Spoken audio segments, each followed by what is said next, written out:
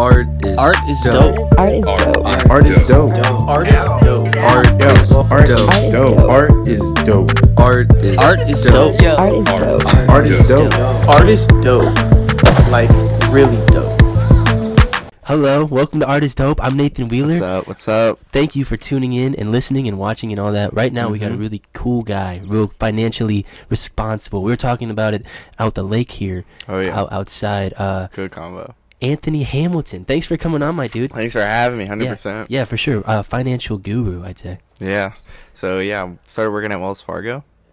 Really opened my eyes to business and opened a lot of doors and showed me around, really. Yeah, and this is recent, right? Or like maybe past couple years, or have you always been into I'm about to that be side? 2 years there, so Okay, a lot of opportunity. I've met and came in. It's been incredible. for sure. So what did you do before that? Before that, I worked at Chick-fil-A. Boom. I was kind of like trying to lean into that. I wanted you to talk Chick-fil-A about was- Chick-fil-A a little yeah. bit because I feel like that corporation is really good for setting up other opportunities. This isn't a Chick-fil-A sponsor, but it should be. Let's get some free nuggets out here, dude. On the Sunday. You know what I'm saying? On the Sunday. If you know, you know. But yeah, I think they like they train their staff or whatever to like be successful outside of that work, you know? Exactly. The culture you're in your job setting will really affect your life. Like, Yeah. the way I dress in the bank has affected my dressing outside of the bank. Like, you Yeah. just gotta look professional. It's all about like your appearance, kind of how we said earlier. I mean, Exactly. it's not all about your appearance, but you know, it's not. It's you are good to who you look surround dapper. yourself by. Yeah, And working at the bank, surround himself by just people and suits. Bosses. Yeah, exactly. Bosses. And just that environment you are, you surround yourself by. So Yeah. you're going to end up wanting to dress like that. And you're going to end up liking what they're wearing into the bank. So boom. eventually you're going to want Yeah, to it's get like that, you know? yeah, it's just like connecting the dots, I guess. Yeah, it really does. So did you find that while you're in Chick-fil-A as well? You kind of you were surrounded by Chick-fil-A. bosses, I guess. Yeah, Chick-fil-A, that culture is just so positive. Yeah, Like, it really did show me. my pleasure. Yeah, my pleasure. Like, that's just going that step above, that extra mile. Yeah, That extra mile can go an extra 10 miles. Like, facts. that really does. It can make that difference, especially with customer service. Yeah, Like, that's really what I've kind of transitioned over to Wells Fargo is kind of their culture. It's really kind of mimics it. Back in the day, it was sales, a lot of sales. In Wells Numbers. Fargo. Yeah, they always cared about the numbers. And when I came to Wells Fargo, like, I really didn't see that. It's kind of more like the Chick-fil-A I saw in it was the customer service, just giving the that. people. Yeah, giving the people what they need, which is financial success. It's no, I like it though because you're saying that you know who you're surrounding with and like who you're getting brought up with. It really Can can affect your whole outcome in life. Yeah, and you never know, like you said, you never know who you're gonna be nice to, and then that person owns like an oil company in France, Exactly. and they're like, yo, I remember him. He used to like hook it up with the chicken sandwiches. Exactly. I can throw him 17 million if I wanted. What's your Venmo? Please, yeah. What's the Venmo?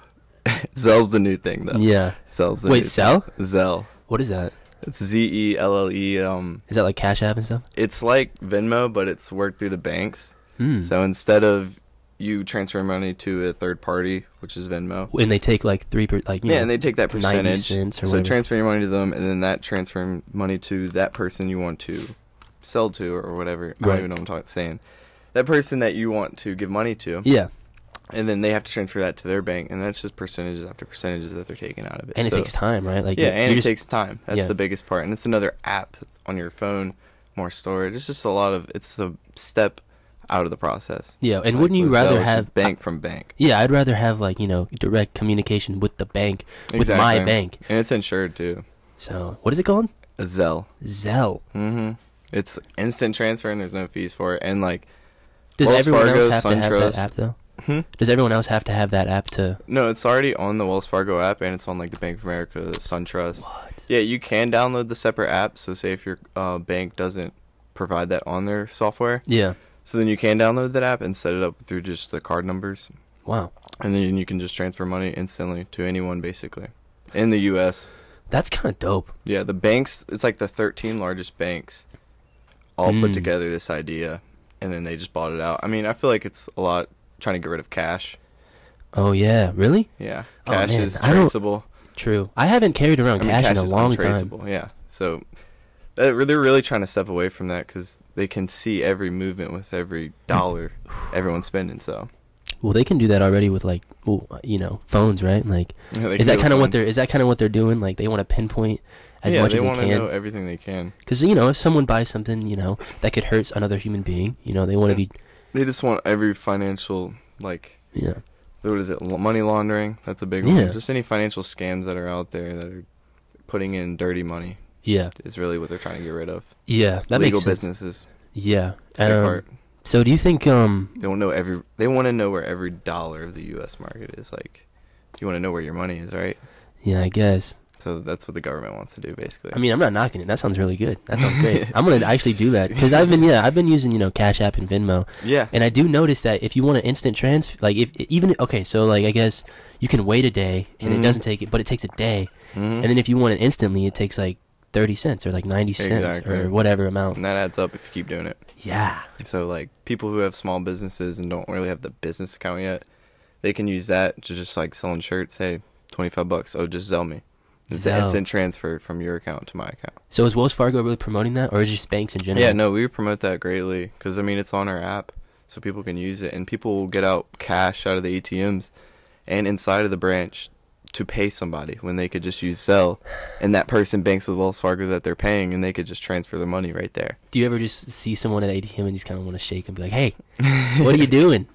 I mean, everyone needs cash eventually. Sure. Cash is always good, so you never know what that person needs. But, so I mean, if you see the instance where the person needs to be paying somebody, you can just be like, hey, have you ever heard of Zelle? Or it'll pop up that that person hasn't heard of Zelle, so we can just tell them about it. Because that's something it's a really great service. Like, get them hooked in. Yeah. That's something that we got to educate our customers. Of course. So you want them to be smarter. And at the end of the day, it does go back to customer service, right? Exactly. You got to educate them. So that's really our focus. We're not trying to get numbers. We're just trying to educate them on all the services to make it easier for them. Yeah. Really just make your life easier. Do us, right? Do us. I like that. I'm telling you, man. I'm going to start writing like commercial slogans or something, dude. Like I can see little catchy like things, You thirsty? Drink a water. It's good. Boom. Another one. That water. That one wasn't as good, but whatever. Run up a check, I'm gonna track me. I got your girl, she in her backseat. We in the Wraith, you in the taxi. They throwing shots at me. Pouring this all on my body. I'm trapping right at the lobby. Feeling the same, no at Hardy. I'm dripping and whip to the party.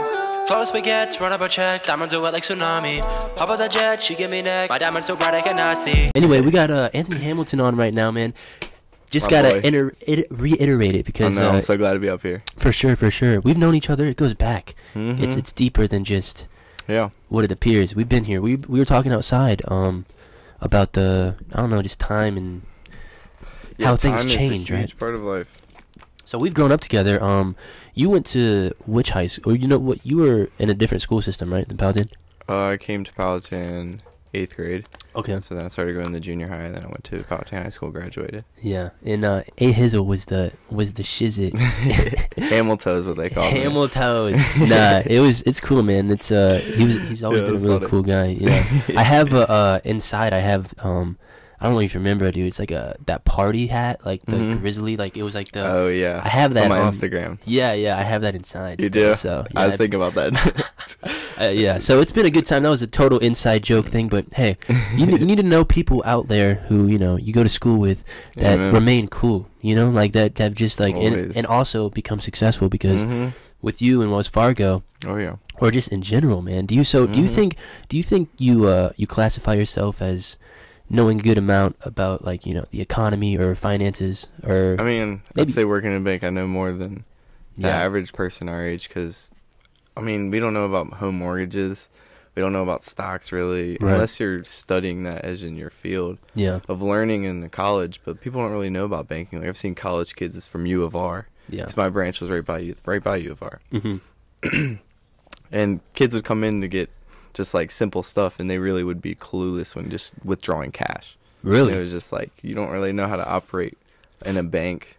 You got to be able to do that, Yeah, for sure. And I think that might start at the school level. Like I feel like that should be taught. It really should. I know they have like finance classes like in high school, but they need to teach like taxes, banking, and like home mortgages and all that stuff. They really do, because how to buy a car, like what, you know. Yeah, the average person our age doesn't know how to do that, and we're learning from our parents, which you are who you're grown up by. Sure. So you're learning from them, and if they grew up in a rough situation, you're learning from a rough situation. Yeah.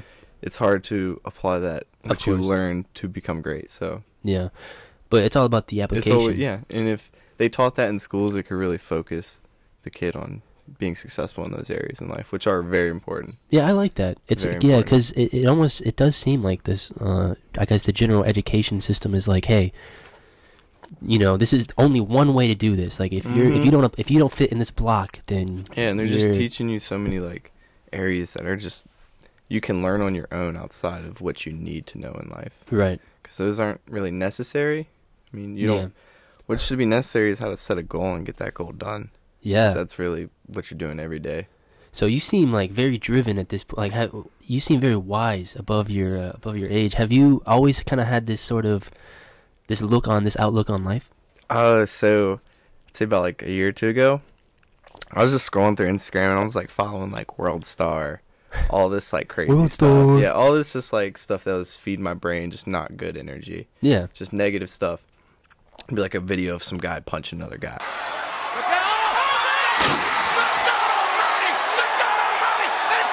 Just like, why am I feeding my brain this? Yeah.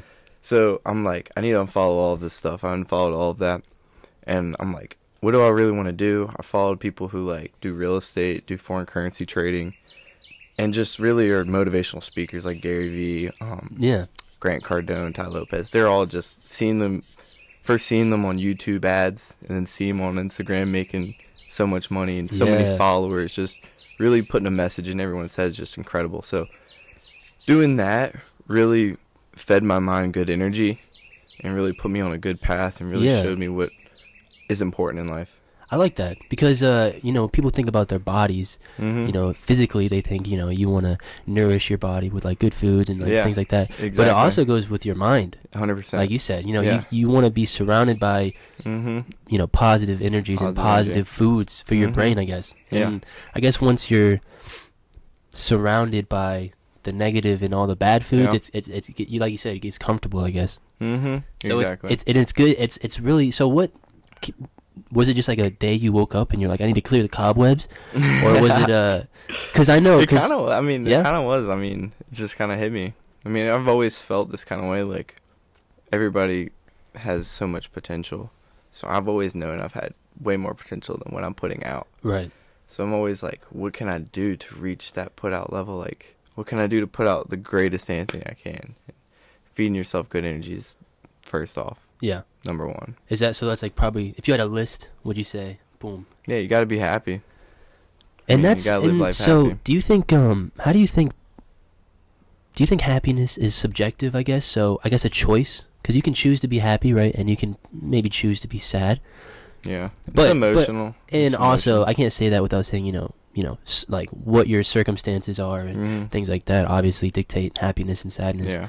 But I think an overall positive outlook on life is can be a choice. Yeah. I mean, it really is a choice. Every day you wake up, you're going to make it a good day, you're going to make it a bad day. Yeah. And if you make it a good day, you're going to be happy about your situation. And obviously, if you're thinking if you're thinking about that bad day, you're going to have a bad day. So think about that good day. Exactly. Always. You want to start off right. And, yeah. Even if, like, and people might, people could say, like, oh, they have crutches, like, the people I work with are jerks, and I'm just surrounded by it all the time. There's always some sort of excuse, though. And there's always an excuse. Everyone can have excuses. I've had plenty of excuses. Oh, as if no one's perfect here. Exactly. And it's something you got to live with, and everyone else is going to have excuses. You're always going to hear about their excuses, but... So it's like, why clog the machine with one more excuse if you could just be like a...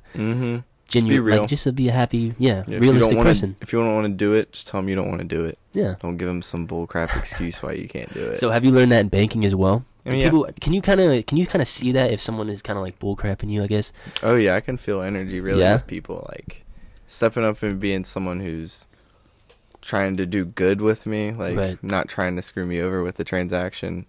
I can read that, but like someone walks up and they're just like kind of looking around, you can tell, you know. Yeah, so you're pretty good at reading people. Just energy. Yeah, that's facts. Have you ever had someone kind of like just like during like try to like really like you think I'm an idiot? You know what I'm saying? Like, I mean, so, like obviously, like I guess the question is, have you had anyone like think you were like an idiot and they're trying to like get one over on you? I guess. Oh yeah. Yeah. I mean, in banking, because money is very emotional to people. Yeah. So if you can't do something that they don't, I mean, you can't do everything someone wants, you know? Of course. So if you can't do something somebody wants, it can be a very tough situation. I just pulled up in the Zonda. Your girl, she do what I want. I'm breaking it and got these Hondas. I'm smoking this gas marijuana. They don't really want no problems. All these fake friends, I forgot them. I'm going so stupid, I'm gone. Wow, what an awesome conversation with my boy A Hizzle there. If you haven't already, go ahead and follow us on Instagram at Artistdope Podcast. And go ahead and follow us on Twitter at Artistdope and the number 3. Thanks so much for listening. Appreciate all y'all. We'll see you soon. Mwah. Driving whips ain't coming. Ball hard, then